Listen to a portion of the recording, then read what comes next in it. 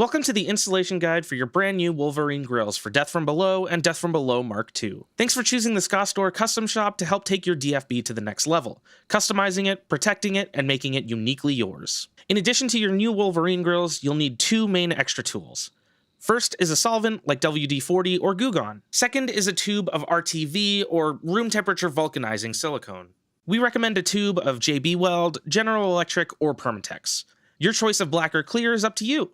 You might find black blends in better with colors like Galaxy or Slate, but for brighter ones like Dillinger Red or Prusa Orange, the clear can add a really nice touch. Additionally, you'll find a couple of rags or washcloths handy for cleaning up, and the use of a razor blade can help with the removal of the original silicone. Step 1. Removing the vanes. First, we're going to have to remove the original vanes and prep the slots for your new grills. Start by spraying the ends of the vanes with your choice of solvent. Let it sit for 5 minutes, then gently pry the vanes out by pulling straight towards you. After the vanes are removed, use your cloth and solvent to wipe away the original RTV silicone. You can also use a razor blade to scrape away large chunks, but be careful not to damage the finish on your DFB, or your fingers. Once the slots are clean and free of any of the original silicone, you're ready to move on to Step 2. Step 2. Installing the Wolverine Grilles.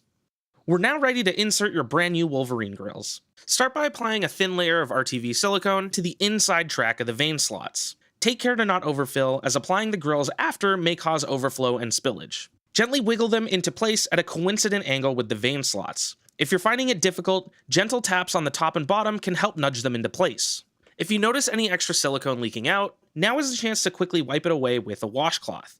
Once that's done, apply a small amount to the top and bottom of each vertical section to lock the grill into place. After 1 hour, the RTV silicone will be semi-cured and dry to the touch. After 24 hours, it'll be fully cured and you'll be all set to take your DFB to its next gig and handle anything thrown at it.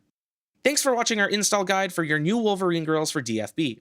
If you still have any questions, feel free to drop them in the comments below or reach out to support@SKAA.com. We'd be happy to help. Additionally, be sure to visit SKAAStore.com for all your gear and custom shop needs. Have a wonderful day.